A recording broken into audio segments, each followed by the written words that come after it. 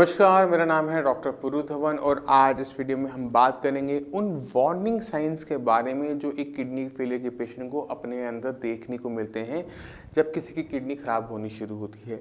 इन warning sign को समय पे पहचान लेना और इन पे काम कर लेना बहुत ज़्यादा ज़रूरी होता है, क्योंकि अगर हम इन्हें सही टाइम पे नहीं पहचानते तो किडनी फेलियर के अंदर सिम्टम्स जो वार्निंग साइंस होते हैं वो इतने जनरल होते हैं कि उनको पहचान कर उन पर काम करना, ये पहचान लेना कि किडनी खराब हो रही है, बहुत मुश्किल होता है।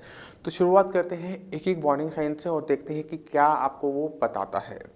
तो किडनी फेलियर के पेशेंट के अंदर सबसे पहले सबसे इम्पॉर्टेंट जो वार्निंग साइन आता है वो होता है यूरिन में झाग, फ्रॉथ इन यूरिन। ये वो सिम्टम होता है जो तकरीबन 99.9% किडनी फेलियर के पेशेंट के अंदर सबसे पहले देखने को मिलता है कि पेशेंट को यूरिन करते समय अपने यूरिन जहाँ वो करता है वहाँ पर बहुत सारी झाग देखने को मिलती है। ये झाग इसलिए आ रही होती है क्योंकि किडनी प्रोटीन को सही तरीके से फिल्टर नहीं कर पा रही होती, इसे बॉडी के अंदर नहीं रख पा रही होती, प्रोटीन लीक होकर यूरिन के थ्रू जाना शुरू करता है और जब आप यूरिन करते हैं तो वहां पर वो झाग फॉर्मेशन कर देता है। तो ये सबसे पहला साइन होता है, वार्निंग साइन होता है किसी भी पेशेंट के लिए किडनी फेल का। ये साइन आपको स्टेज 1 ऑफ किडनी फेलियर में भी देखने को मिलता है और सीधा स्टेज 5 तक एंड तक आपको देखने को मिलता है। तो इसलिए इसको पहचानना और इस पर काम करना बहुत ज़रूरी है। अगर पेशेंट को लगता है झाग ज़्यादा बन रही है और वो पहले दिन से ही अपनी किडनी पे ध्यान देना शुरू करता है तो पेशेंट को कोई भी किसी भी टाइप की दिक्कत नहीं होगी। अब चलते हैं वार्निंग साइन नंबर 2 पे। जब आप इतना सारा प्रोटीन यूरिन के थ्रू लूज़ कर रहे हो, नुकसान उठा रहे हो, तो दूसरा साइन क्या हो सकता है? वो हो सकता है वेट लॉस, कि आप इतना प्रोटीन जो लॉस कर रहे हैं उसकी वजह से आपका जो वजन है वो गिरना शुरू हो जाता है। ये आधा किलो से 1 किलो हर महीने हो सकता है। अगर प्रोटीन लॉस ज़्यादा हो रहा है तो नुकसान भी आपको ज़्यादा होगा, वेट तेज़ी से गिरेगा। अगर आप नुकसान कम हो रहा है, 1+ हो रहा है, तो ये नुकसान हो सकता है कि आपको नज़र भी ना आए, आपका वेट लॉस आपको वही स्टैटिक बना रहे। तो पहचानना, अगर आपको वेट लॉस हो रहा है और साथ में झाग आ रही है, दैट मीन्स आपकी किडनी को किसी न किसी टाइप का नुकसान हो रहा है और वो बहुत अच्छा साइन होता है डॉक्टर्स के लिए भी और पेशेंट के लिए भी, जिसे पहचान कर पेशेंट डॉक्टर के पास जाए और डॉक्टर से पहचान के आपको सही आगे डायरेक्शन दे सके। अब चलते हैं वार्निंग साइन नंबर 3 पे और वो है फटीग। अगर आपकी बॉडी, आपकी किडनी प्रोटीन को फिल्टर नहीं कर पा रही तरीके से, वो आपकी बॉडी नुकसान उठा रही है प्रोटीन का, तो प्रोटीन क्या होता है? वो एनर्जी का एक सोर्स होता है, आपकी बॉडी को एनर्जी देता है। तो जब प्रोटीन लॉस होता रहेगा तो आपकी बॉडी में वीकनेस आना, फटीग होना, थकावट आना एक नॉर्मल साइन होता है। तो अगर आपको थकावट ऐसी है कि आपकी मांसपेशियों में दर्द बना रहता है, उठने का मन नहीं करता, कुछ अच्छा नहीं लगता, यूरिन में झाग आ रही है, तो आपको ज़रूरत होती है एक बार अपना टेस्ट करवाने की और देखने की कहीं आपकी किडनी को किसी टाइप की दिक्कत तो नहीं। और ये टेस्ट आप KFT के साथ साथ यूरिन के टेस्ट ज़रूर करवाएं, क्योंकि हो सकता है कि आपकी जो किडनी की कंडीशन है वो स्टार्टिंग की स्टेजेस की हो, जिसके अंदर आपकी बॉडी के अंदर किटनिन जो होता है वो नॉर्मल बना रहता है मगर सिर्फ प्रोटीन लॉस हो रहा होता है। तो जब भी करवाएं इनिशियल स्टेज पे डाउट होने पे KFT एंड यूरिन का रूटीन एनालिसिस जरूर करो। अब चलते हैं वार्निंग साइन नंबर 4 पे और वो होता है अनकंट्रोल्ड BP। जब किसी किडनी खराब होनी शुरू होती है, चाहे वो पेशेंट BP की वजह से खराब हो रही हो किडनी, डायबिटीज़ की वजह से खराब हो रही हो, या पॉलीसिस्टिक किडनी हो, आइजोनेफ्रोपैथी, एक सिम्टम आपको देखने को ज़रूर मिल जाता है, वो है अनकंट्रोल्ड BP। कि BP जो है बिना मेडिसिन के कंट्रोल में नहीं आता और जब आप मेडिसिन लेना शुरू करते हो तो कुछ टाइम तो कंट्रोल में रहता है, फिर बढ़ना शुरू हो जाता है।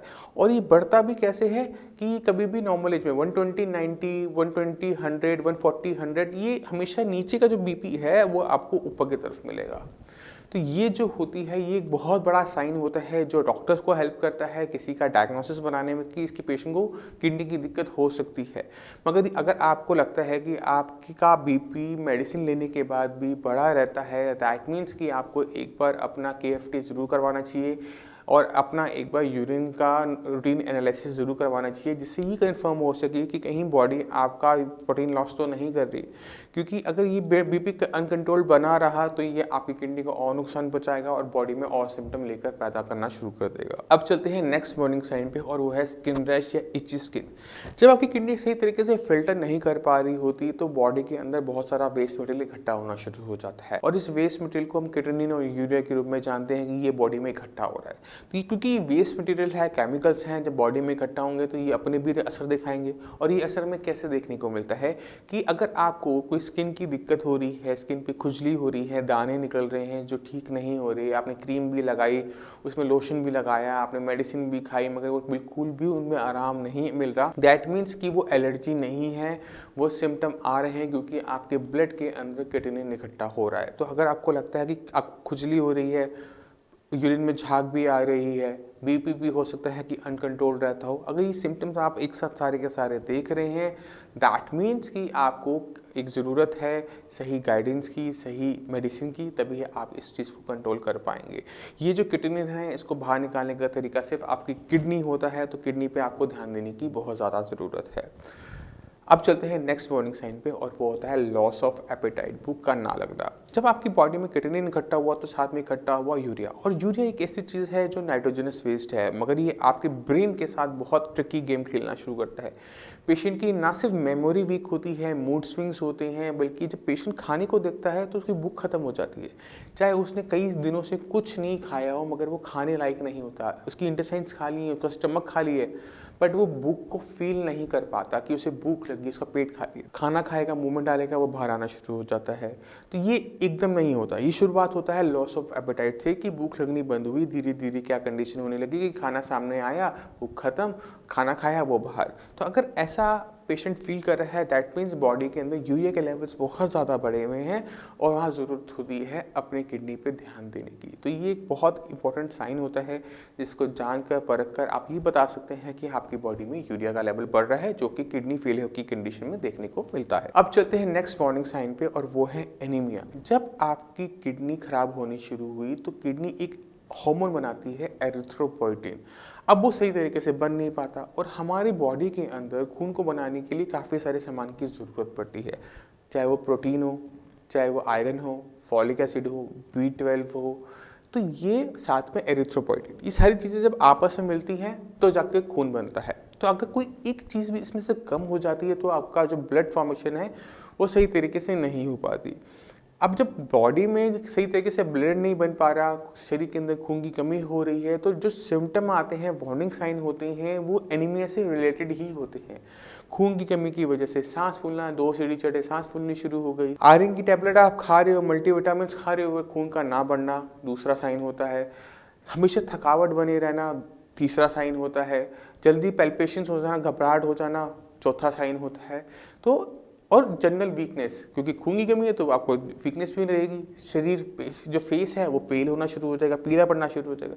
ये कॉमन साइन एंड सिम्टम्स होते हैं जिसको देखकर ये पहचानना काफ़ी मुश्किल हो जाता है कि आपको दिक्कत क्या हो सकती है। इसको हमें रिलेट करना पड़ता है बाकी सारे साइन एंड सिम्टम्स की, झाग तो नहीं आ रही, बीपी तो नहीं बढ़ा हुआ, ये दिक्कत कब से है, मल्टीविटामिन ले रहे थे तो ठीक क्यों नहीं हो रहा था, तब जाके पता लगता है कि किसी पेशेंट के अंदर किडनी फेलियर की दिक्कत हो रही है। तो इन सिम्टम्स को पहचानना और इस पर वर्क करना ना सिर्फ पेशेंट के लिए तो मुश्किल है ही है, डॉक्टर्स के लिए भी मुश्किल होता है। इसलिए जो किडनी फेलियर का जो डायग्नोसिस होता है वो काफ़ी लेट बन पाता है सिम्टम के आधार पर। टेस्ट करवाया उसमें पता लग जाए अलग बात, मगर अगर आप सोच रहे हो कि आप सिम्टम्स को देख के, शरीर में लक्षण को देख के इसको पहचानोगे तो ये बीमारी काफ़ी आगे तक बढ़ चुकी होती है। इसलिए जो एक फिक्स इंटरवल्स पे टेस्ट अक्सर हम बोल देते हैं, या डॉक्टर कहता है कि आप फुल बॉडी एनालिसिस करवा लो या पूरा CBC करवा लो, KFT LFT सारा लिख देता है, जो हमें लगता है कि हाँ ये तो इतने सारे टेस्ट क्यों लिख दिए। इन्हीं टेस्ट के अंदर कभी कभार पता लग जाता है कि आपको दिक्कत किस वजह से और क्या हो रही है। अब चलते हैं अपने नेक्स्ट वार्निंग साइन पे, और वो है पैरों में सूजन। अगर आपके दोनों पैरों में सूजन आ रही है, इसका मतलब है कि आपकी बॉडी के अंदर पानी इकट्ठा हो रहा है, और वो पानी इकट्ठा इसलिए हो रहा है क्योंकि आपकी किडनी सही तरीके से इस फ्लूइड को फिल्टर आउट नहीं कर पा रही, बाहर नहीं निकाल पा रही, और इसकी वजह से आपका BP बढ़ना एक कॉमन साइन एंड सिम्टम है। तो अगर आपके दोनों ही टांगों पे आपको सूजन देखने को मिलती है, कि आप देखते हो कि आपकी टांगों में सूजन आ रही है और आपका फेस पफी हो रहा है और आपकी यूरिन में झाग आ रही है, दैट मीन्स आपको ज़रूरत है इस टाइम सही गाइडेंस की, जिससे आप अपना टेस्ट करवा सकें और टेस्ट में ये देख सकें कि आपको किडनी की दिक्कत है या नहीं है। तो पैरों की सूजन को जहाँ पर लेडीज़ कहती हैं कि लटकने की वजह से हो गई, तो इससे आप हल्के में ना लें, एक बार अपना टेस्ट करवा कर कन्फर्म कर लें कि आपको कहीं किडनी की दिक्कत तो नहीं है। तो ये थे वो कॉमन साइन एंड सिम्टम जिनको देख के कोई भी डॉक्टर, कोई भी पेशेंट, कोई भी किडनी फेलियर का पेशेंट ये पहचान सकता है कि उसे किडनी की दिक्कत हो रही है या नहीं हो रही। मैं उम्मीद करता हूँ इस वीडियो से आप काफ़ी कुछ समझ गए होंगे किडनी फेलियर के बारे में, किडनी फेलियर में होने वाले साइन एंड सिम्टम्स के बारे में, वार्निंग साइंस के बारे में। फिर भी आपके माइंड में कोई भी डाउट हो, कुछ भी पूछना चाहते हो, तो नीचे दिए हुए नंबर पर कॉल कर साई संजीवनी के डॉक्टर से आप फ्री ऑफ कॉस्ट कंसल्टेशन ले सकते हैं। आप अपॉइंटमेंट लेकर मुझसे भी आकर मिल सकते हैं। आप हमारी साइट saikidney.com पर जाकर भी फर्दर इन्फॉर्मेशन ले सकते हैं। मैं उम्मीद करता हूँ इस वीडियो से आप काफ़ी कुछ समझ गए होंगे। आप इसी के साथ मुझे चैनल की आगे दीजिए। मिलते हैं अगली वीडियो में, तब तक के लिए धन्यवाद।